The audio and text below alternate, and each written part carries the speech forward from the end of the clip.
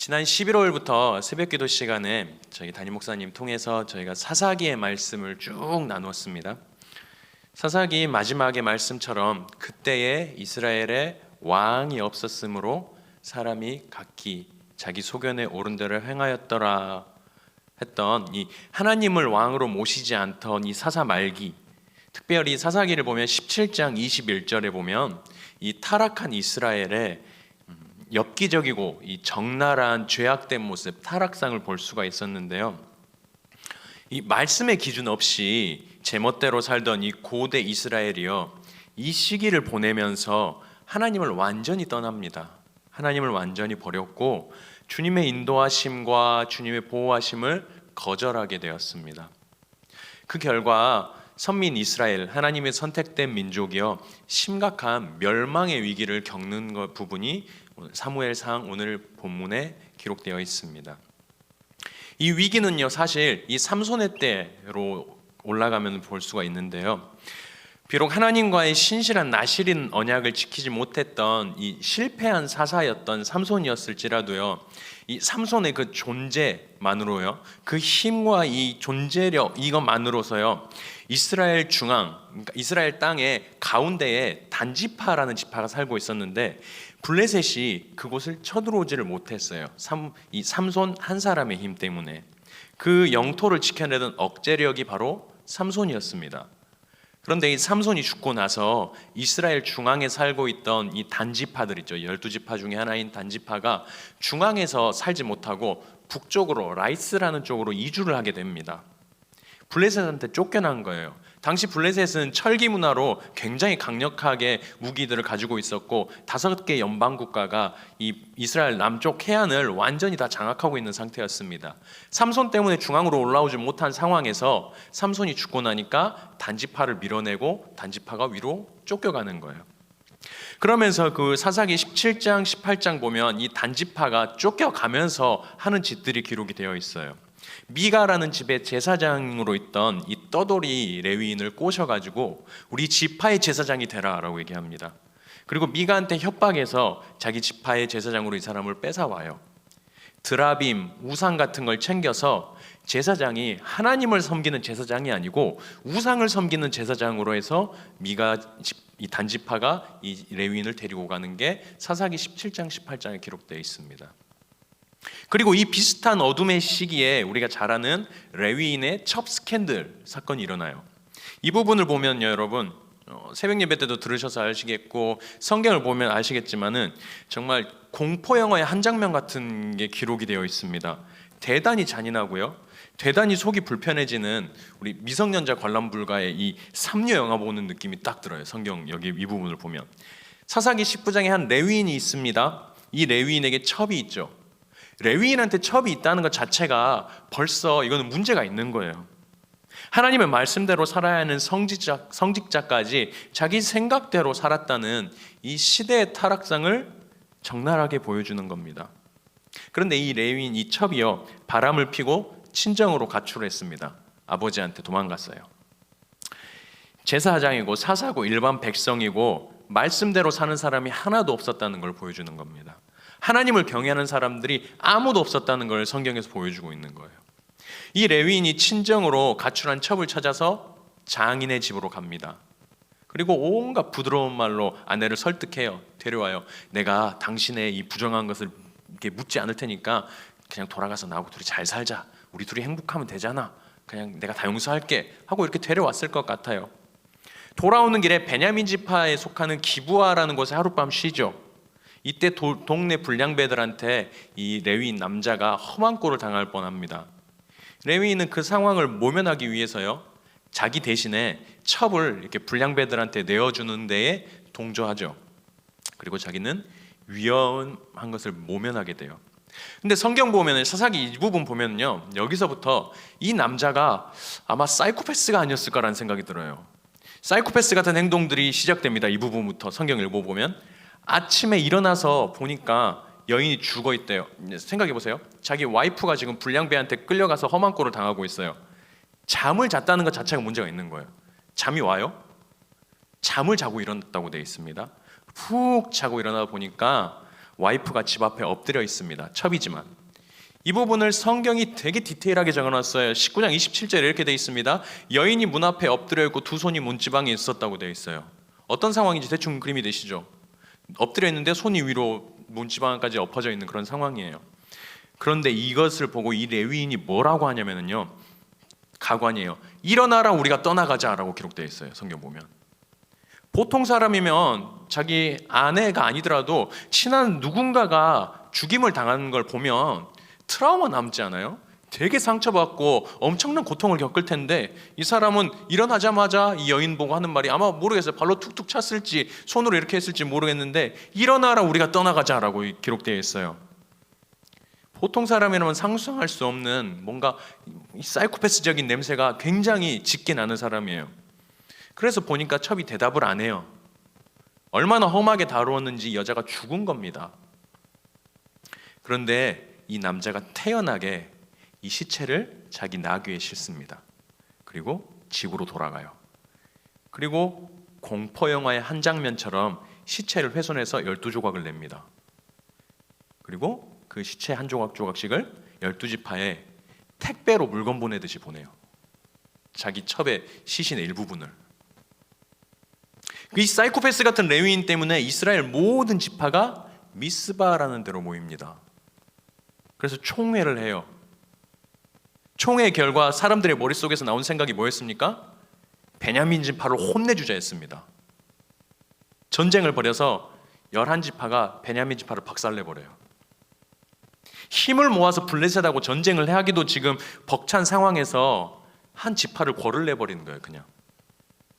그래서 이 단지파는요, 중앙에서 블레셋 쫓겨나서 위로 올라갔고요, 가운데 있던 베냐민 지파가 어떻게 돼요? 11지파한테 거의 멸망당해가지고 가운데가 무주공산이 돼버립니다. 이스라엘 가운데가 텅 비어버려요. 그때를 블레셋이 놓치지 않고 이스라엘을 치고 들어옵니다. 이 상황에서 중북부에 아벡이란 지방까지 있어요. 중앙에서 좀 더 위로 올라가는 부분까지 블레셋이 치고 들어와서 12지파를 압박합니다. 이 첫 번째 전쟁에서 이스라엘이 4,000명이 죽습니다. 여러분, 사람들이 어려운 일을 당하고요, 막막한 일을 겪을 때 가장 먼저 해야 되는 게 뭡니까? 나를 돌아보는 겁니다. 하나님께서 지금 내가 원하는 게 뭔지, 혹시 내가 주님 원하지 않는 일을 해가지고 이 어려움을 겪는지, 그 길로 내가 혹시 주님 원하지 않는 길로 가고 있는지를 돌아보는 거예요. 물론 어려움을 당하는 게 다 그런 건 아닙니다. 하나님이 이해할 수 없는, 그러니까 나중에 뒤돌아봤을 때에 그때 하나님이 이래서 나를 막으셨구나라고 할 때가 있어요. 그때 내가 어려웠던 것이 지금 이 일을 위함이구나라고 깨달을 때가 있습니다. 그때는 몰랐는데, 그때는 참 어려웠는데 지금 보니까 축복이구나 라고 했던 일들이 악을 선으로 바꾸신 하나님의 손 안에서 우리가 우리의 인생을 뒤돌아보면 참 많이 있어요. 하나님이 정말 우리 암탉이 자기 새끼들을 날개에 품은 것처럼 우리를 지난 시절, 지난 세월까지 얼마나 굽이굽이 챙겨오셨는지 모르겠어요. 우리의 인생을 한번 뒤돌아보십시오. 하나님이 순간순간 돕지 않으셨다면 우리가 넘어지고 우리가 일어나지 못할 상황들이 얼마나 많았는지 몰라요. 그런데 우리가 어려움을 겪을 때 1차원적으로는 먼저 내 안을 봐야 돼요. 나를 뒤적여 보는 겁니다. 내 삶에 축복 주시기 위해서, 기도하기 위해서 어려움을 주시는지, 기도하라고 사인하시는 것 때문에 하나님 내게 어려움을 주시는지, 아니면 회개할 게 있어가지고 내게 어려움을 당하는지, 이걸 분별해야 한다는 거예요. 그런데 이 시대는 그렇지 못했습니다. 이가봇이라고 하죠. 하나님의 영광이 떠난 어둠의 시대가 지금 이 사사기 말부터 사무엘상 초에 이르는 이 시대였습니다. 왜 전쟁에서 져서 4,000명이나 죽었는지, 이스라엘 영토의 가운데를 뺏겼는지 하나님께 여쭙고 회개해야 되는 타이밍이었어요. 근데 이 사람들이 또 하나 생각해낸 게 있습니다. 총회에서 아까 베냐민을 박살내자라는 사람들이 하나 또 생각해낸 게 뭡니까? 실로에 있는 법궤를 가지고 오자 했어요. 법궤를 가지고 오면 블레셋이 분명히 무서워서 도망갈 거야. 부적이 된 거예요. 이 전쟁에서 엘리의 제사장의 두 아들 홈니와 비느하스, 하나님의 제사를 멸시하고요, 하나님을 멸시했던 두 아들이요, 이 법궤를 끌고 가가지고 전쟁을 지휘합니다. 이 두 번째 전쟁에서 이스라엘은 일방적으로 살육을 당해요. 3만 명이 죽습니다. 법궤는 빼앗겼고요. 홈리와 비느하스는 전사합니다. 이 소식에 엘리 제사장, 그때 당시에 이스라엘의 제사장이었던 실로 성전에 앉아있던 엘리 제사장은 의자에서 넘어져서 목이 부러져 죽습니다. 그의 며느리 비느하스의 아내도요, 아들을 낳다가 죽어요. 그러면서 죽은 자기 아들 이름을 뭐라고 지었습니까? 이가봇이라고 지어요. 자기 아들 이름을 하나님의 영광이 이스라엘을 떠났다라고 짓는 거예요. 그리고 이 실로 성전이요, 가운데 있거든요. 이스라엘의 가운데 있던 실로 성전이 블레셋에 의해 완전히 파멸돼 버립니다. 다시는 재건되지 못해요. 이 이가봇의 시대, 하나님의 영광이 떠난 이 민족과 나라, 내가 잘난 줄 알았는데 홍해도 가르고요, 요단강물도 건너왔고요, 여러 사건들을 통해서 승리했던 과거에 취해서 교만하게 행동하고 우상과 즐거움과 쾌락을 누리다가 하나님의 영광이 떠나버리니까, 하나님이 보호하시는 손길을 거둬버리니까 정말로 별 볼 일 없는 이스라엘의 민낯이 드러난 거예요. 심각한 멸망의 위기에 봉착합니다. 하나님 없이도 뭔가 될 것 같았던 이 민족, 잘난 민족이요, 정말 하나님 없이는 아무것도 아닌 것임을 뼈저리게 경험을 해요. 이제는 아무 소망이 없습니다. 하나님이 떠났어요. 이들에게서 살 길이 없어요. 블레셋보다 군사수도 적습니다. 이때 당시 이스라엘은 청동기 문화예요. 청동무기입니다. 그냥 블레셋은 무슨 무기입니까? 철기무기예요. 군사수도 적어, 무기도 약해, 부적처럼 믿고 있던 법궤도 소용이 없어졌습니다. 여러분, 이가봇의 시대에는요, 하나님의 영광이 떠난 것 같은 시대에는 부족 같은 신앙에는 힘이 없습니다. 삶으로, 믿음으로 몸부림치지 않는 신앙은요, 세상을 절대로 이길 수 없습니다.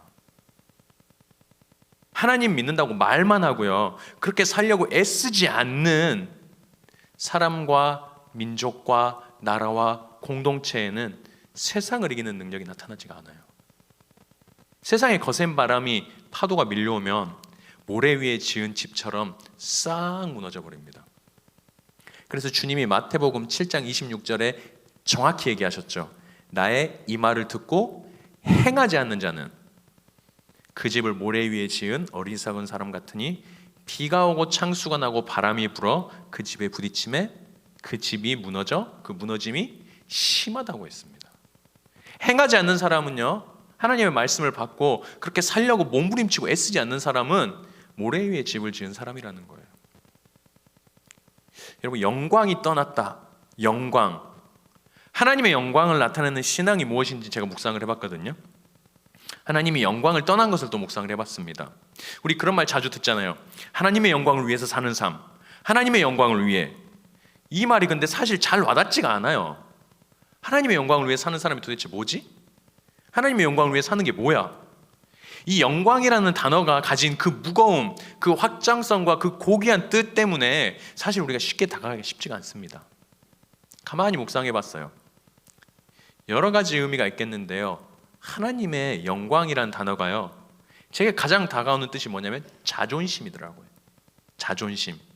하나님의 영광은 뭐예요? 하나님의 자존심인 거예요. 하나님의 영광이 떠났다는 것은요, 하나님의 자존심을 높여드리고 세워드릴 사람이 아무도 없었다는 겁니다. 이스라엘 법궤 빼앗겼죠. 누구 하나 하나님의 자존심을 세워드리지 않을 때에, 하나님의 영광 나타나지 못할 때에 이가봇의 상태가 되면은요, 하나님이 외롭게 하시는 일이 하나 있어요. 그게 뭐냐면 스스로 자신의 자존심을 하나님께서 스스로 지키시기 시작해요. 하나님이 이 땅에 우리를 통해서, 우리 공동체를 통해서 하나님이 우리를 부르셨거든요. 하나님의 일은 사람을 통해서 일어나요. 하나님의 일은 우리 교회를 통해서 일어납니다. 하나님의 일은 우리 성도를 통해서, 우리 청년들의 삶을 통해서 일어나게 되어 있어요. 그런데 우리의 삶 가운데 하나님의 영광, 하나님의 자존심을 드러낼 수 있는 그 어떤 한 조각도 없을 때에는 하나님이 하시는 일이 뭐냐면 그냥 스스로 하나님의 자존심을 스스로 지켜나가기 시작해요. 법궤를 빼앗겼죠. 다곤 신전에 법궤를 갖다 놓으니까 하나님이 어떻게 해요? 다곤 신상을 엎어버리죠. 블레셋의 이 5 국가에 독한 종기가 일어나게 해서 하나님의 이 법궤의 영광, 이 두려움, 하나님의 이 경외하는 이 무서운 마음들을 그 사람들에게 주면서 스스로 외롭게 자신의 자존심을 지켜나가시는 거예요. 이게 하나님 입장에서 얼마나 자존심 상하는 일인 줄 아시죠?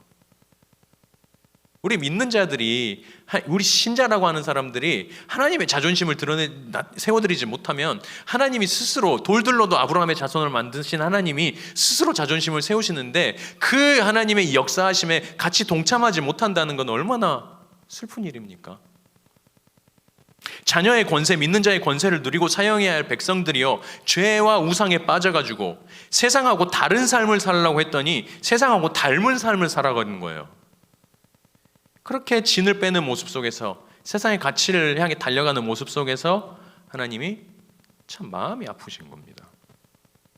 그리고 하나님은 원하지 않고 스스로 멸망하는 길을 선택한 이스라엘로부터요, 하나님이 떠나신 것처럼 보였습니다. 이가봇의 시대라고 하죠. 요즘 어떠신가요? 세상을 통해서, 우리 교회들의 모습을 통해서 혹시 이가봇, 하나님의 영광이 떠난 것 같은 모습을 볼 때가 있지 않습니까? 백성들이 우상에 빠졌고 하나님의 영광이 떠났어요. 희망도 소망도 없는, 이제 이스라엘이 기다릴 건 하나밖에 없어요. 이제 곧 블레셋이 쳐들어와서 멸망하면 끝나는 거예요. 이미 전쟁은 끝난 상태입니다. 블레셋이 재정비해서 그냥 들어오면 이스라엘은 멸망하는 겁니다. 야곱의 12지파를 위협하는 이 블레셋의 강력한 무기와 위협으로부터, 또 타락한 이스라엘의 영적 상황으로부터 희망이 아무것도 없는 상황에서요, 그런데 하나님이 끝까지 포기하지 않으시더라고요. 이때를 위해서 하나님이 준비한 최종 병기, 마지막 히든 카드가 있었습니다. 그게 뭐냐면 어린 사무엘이었어요. 제사장도 하나님의 음성을 듣지 못하는 시대였습니다. 하나님의 이상이 흔히 보이지 않았대요. 하나님이 뭘 원하시는지 아무도 모르는 시대예요. 그때 어린 사무엘이 하나님 앞에 고백했던 말이 뭔지 기억하시죠? 주여 말씀하소서, 종이 듣겠나이다 했습니다. 8살 미만이었을 거예요, 아마. 그 어린 사무엘을 통해서 하나님은 또 여전히 자격 없는 이스라엘을 향한 그 사역을 이어가시는 거예요. 실로 성전이 무너졌고요, 사무엘은 원수의 공격으로부터 주님의 날개 아래 안전하게 숨겨집니다. 그리고 하나님의 선지자로 세워졌음이 모든 백성들에게 알게 된 그때에 하나님이 사무엘을 통해서 한 일이 하나 있어요. 오늘 본문에 나오는 이제 스토리인데요, 온 이스라엘을 미스바로 모읍니다. 그리고 사무엘이 이스라엘에게 요구해요. 금식하며 회개하라고 요구합니다. 회복하기 원한다면, 너희가 하나님께로 돌아오기 원한다면 2가지를 지켜라라고 말씀합니다. 그 첫 번째가 이겁니다. 이방신들과 아스타롯, 우상들을 버리라고 얘기하는 거예요. 여러분, 이스라엘의 모든 문제는요, 우리 삶의 모든 문제는요, 우상 섬기는 거에서 시작되는 겁니다. 하나님 아니라 다른 것에서부터 내 도움을 요청하기 시작하는 시점부터 우리 삶의 모든 문제가 시작되는 거라고요. 하나님이 허락하신 것 말고 하나님 이외의 것들을 가지기 원하는 욕심과 욕망, 그 태도가요, 처음엔 좋아 보일지 모르지만 결국은 우리를 이가봇의 상태로 끌고 가는 거예요. 하나님의 영광이 떠난 껍데기로 만드는 겁니다. 그러면 우리 삶 가운데 어떤 일들이 일어난 줄 아세요? 우리 삶의 능력도 기적도 은혜도 일어나지가 않아요. 차갑고 냉랭한, 그냥 성경책만 들고 주일에 교회 한번 왔다 갔다 하는 그 상태로 우리가 만들어진다는 거예요. 하나님 없이 무언가 이루고 잘 살 수 있다는 허황된 꿈을 가지기 시작합니다. 우리는 블레셋이 아닙니다. 블레셋은요, 하나님 없어도 잘 되고 잘 살아요. 강력한 무기를 가지고 있고요, 철기 문화가 있어서 하나님 없이도 이 땅에서 잘 먹고 잘 살아요. 그런데 우리는 블레셋이 아닙니다. 우리는 하나님의 백성 이스라엘이에요. 하나님 없이는 껍데기라는 겁니다. 그래서 주님이 뭐라고 말합니까? 요한복음 15장 5절에 나는 포도나무요, 너희는 가지라라고 얘기하죠. 그가 내 안에, 내가 그 안에 없으면 있으면 거하면 사람이 열매를 많이 맺나니 너희가 나를 떠나서는 아무것도 할 수 없다라고 얘기해요. 우리는 블레셋이 아니기 때문에 주님을 떠나서는 아무것도 할 수가 없습니다. 정말이에요. 주님이 우리를 떠나면 우리는 아무것도 할 수 없어요. 복화술이라는 거 아세요, 여러분? 복화술이라고 이렇게 인형이 있고요. 입은 안 움직이고 혼자서 연극하는 거 있어요. 혼자서 연극하고 이렇게 입을 안 벌리고 이렇게 대사를 둘이서 하는 거예요. 복화술 하시는 분이 이렇게 보면서 언제 간증을 하는 내용을 봤습니다. 이렇게 하더라고요. 인형이 이렇게 있어요. 정말 말도 하고 막 진짜 그렇게 정확하게 발음을 해요. 그런데 여러분 이 인형의 뒤를 보십시오 했더니 인형에 손이 들어있어요. 자기 손이 들어있죠. 그러면서 여러분 손을 빼면 이 인형은 아무것도 아닙니다 라고 얘기해요. 여러분 우리의 삶을요, 하나님이 손을 빼면 우리는 아무것도 아니에요. 하나님의 손이 우리를 지금까지 얼마나 뒤에서 밀어주셨는지 몰라요.